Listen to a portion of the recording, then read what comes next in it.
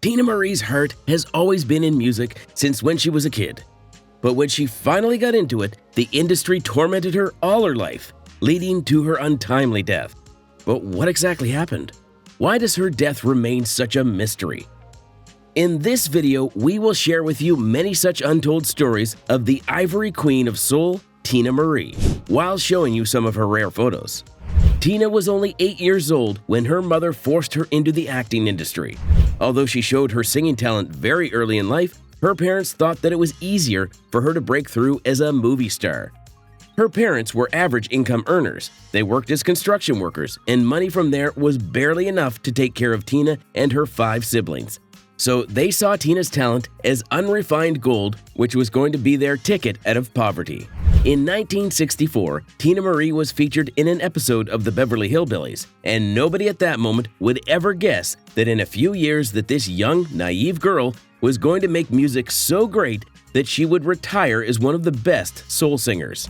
There were rumors that American producer Berry Gordy wanted to have her in a television series that was based on The Wizard of Oz, but unfortunately, that never happened.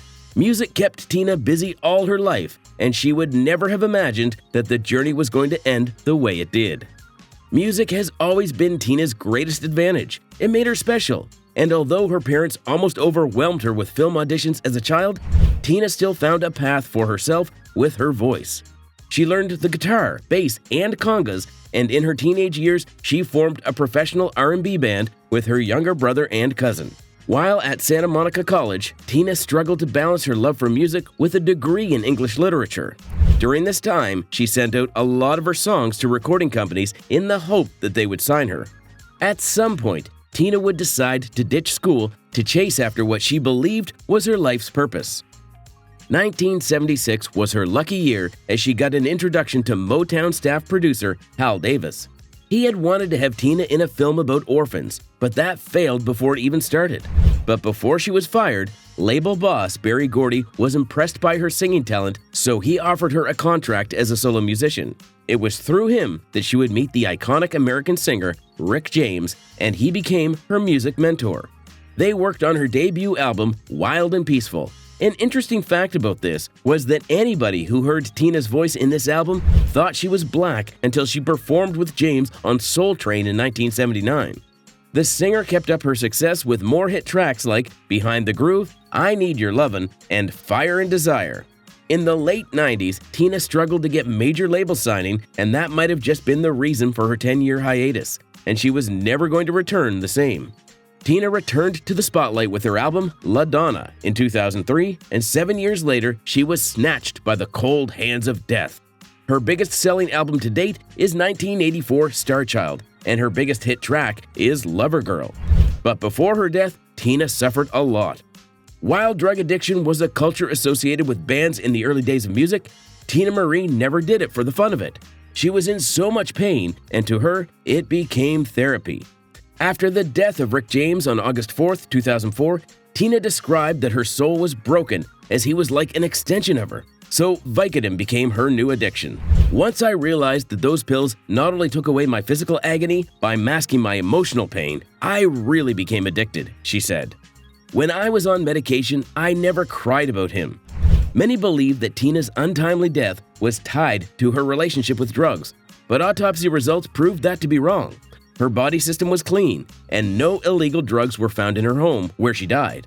Maybe it was just something that helped with the grief, but in an interview a year before her death, Teena announced that she had successfully beaten her addiction to prescription drugs, so her death remains a mystery even to this date. But aside from her pain and drug addiction, relationships also stood up there as one of the things that tormented Teena during her life. Teena Marie knew she was going to sacrifice a lot for the life she desired, but she was in shock when she learned just how much the industry wanted her to give.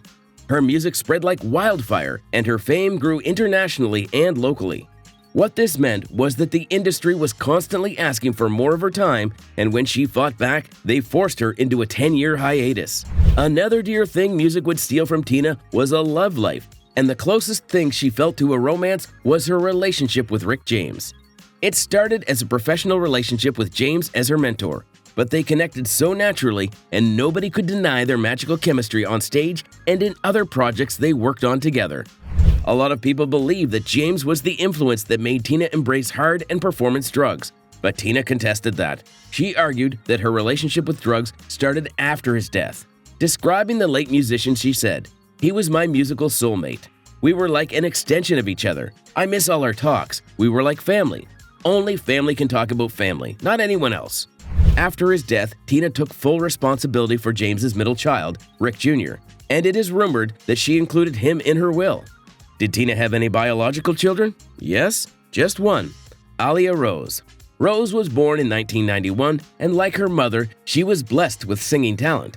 Alia lost her mother a few months after her 19th birthday, and according to her, what she misses most about her mother is her voice. Rose had her first stage experience with her mother when she was 7. Describing the event in an interview, she said, "That was really cute. I got all my experience from that. I gained control over an audience for the first time." At the end of the interview, she revealed that she would be putting out an album her mother was working on before her death. According to her, she has 2 duets on the albums, and she has been doing background on her last 3 albums. Alia Rose's biological father is Peter Butcher, and very little is known about his ties with Teena Marie. But it's not all doom and gloom about Teena's story, though. In fact, she's so influential that her tragedy spawned a law being named after her. As a younger singer, Teena went through a lot of abuse and discrimination in the industry before she found her footing. Producers who couldn't manage her talent sought means to exploit her, and this was the case with her first signing at Motown. According to her, Motown held her back as they refused to release her new songs. So she filed a lawsuit that would later be adopted as a law, which was named the Brockert Initiative.